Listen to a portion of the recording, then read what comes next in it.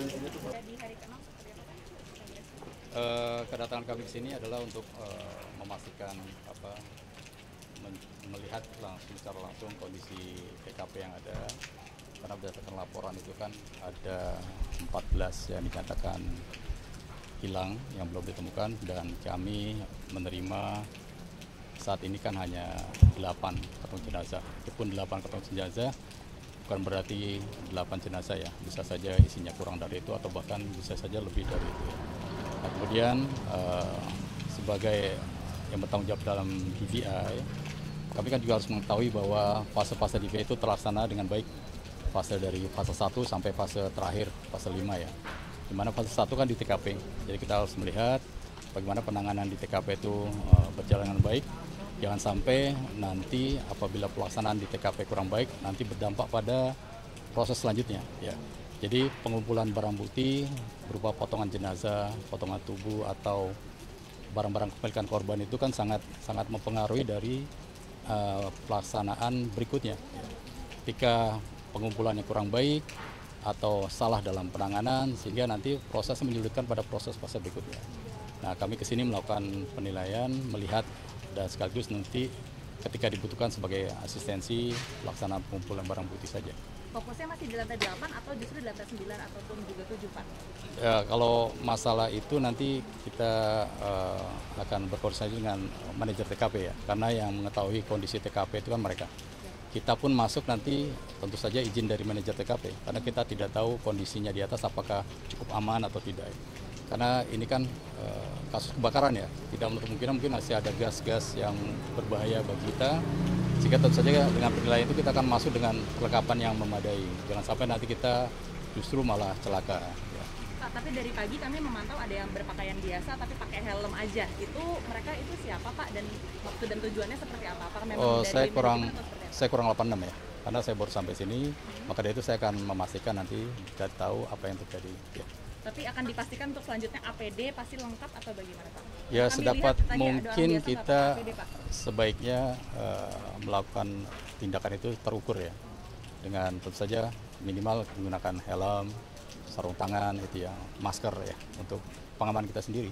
Pak, ini kan ada laporan 14 orang hilang dan 8 kantong jenazah sudah dikirim ke RS Polri. Proses identifikasinya sudah sampai mana? Pemeriksaan fisik ya, di kamar jenazah, kemudian mengambil sampel DNA dari jenazah sudah dilaksanakan, kemudian dikirim ke lab kita sehingga kita proses. Kemudian keluarga korban juga telah memberikan data-data tentang orang yang dinyatakan hilang, dan dari mereka kita ambil juga sampel DNA-nya, dan semuanya yang setelah kita ambil kita proses di lab laboratorium DNA Puskesmas Polri. Pak, kalau terkait dengan kondisi jenazah ini kan cukup buruk ya Pak, artinya mungkin ada lebih lama begitu Pak untuk proses identifikasinya. Kira-kira berapa lama proses identifikasi akan dilakukan? Seperti yang saya berulang kali sampaikan bahwa normalnya itu 1-2 minggu, namun bisa saja lebih cepat, bisa saja lebih lambat ya, tergantung dari kapasitas kemampuan dari lab kita ya, karena dengan kondisi sampel yang agak sulit mungkin pasti saja proses akan lebih lama, bisa saja nanti akan ada pengulangan ya. Pak, kan kemarin ada 8 kantong jenazah dan berkondisi salah satu kantong itu bisa dua, sudah ditemukan atau sejauh ini sudah ada temuan atau kantong jenazah yang lebih dari 2 jenazah. Jadi gini, nanti di dalam kantong jenazah itu kan ada beberapa bagian-bagian tubuh yang tercampur ya. Nah, dari bagian tubuh itu kita ambil sampel DNA semuanya. Nanti kan muncul, kalau misalnya dia dari individu yang sama, pasti profilnya sama. Tapi kalau misalnya ada muncul profil yang berbeda, berarti itu 2 individu. Sejauh ini belum terkonfirmasi ada di Belum, hasil kan belum keluar ya. Ya. Sampai siang hari ini apa ada temuan baru Pak dari pagi? Kalau Kemarin kan tadi belum pagi ada. kita hanya melaksanakan ANEF ya. ANEF proses dari tahap 1 sampai tahap 3.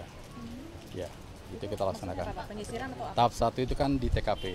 Kemudian tahap 2 pemeriksaan jenazah di kamar mayat. Tahap 3 itu pengambilan data dari keluarga. Berarti kalau yang di sini Pak belum ada temuan baru ya Pak? Sejauh ini belum ya, maka dari itu kita kesini. tantangan penyisirannya Pak, mungkin Pak, tantangan penyisirannya selama ini apakah masih ada runtuhan yang masih digeser atau Ya, tantangan ini. Saya pikir karena kondisi ini ya, kondisi bangunan yang mungkin kita perlu hati-hati aja. Cukup ya? Pak, ada korban lain begitu selain dari yang 14 yang sudah Bisa saja, ini kan open disaster ya. open disaster kita tidak tahu siapa yang ada di situ. Ini kan 14 orang ini kan dilaporkan oleh keluarganya yang merasa anggotanya hilang. Bisa saja ada orang yang datang ke sini yang keluarganya nggak tahu. Ya, itu aja ya. Pak Posisi terakhir mungkin soal hasil koordinasi dengan Balai Kesehatan Penerbangan mengingat ada korban yang Surat akan kita kirimkan hari ini ya.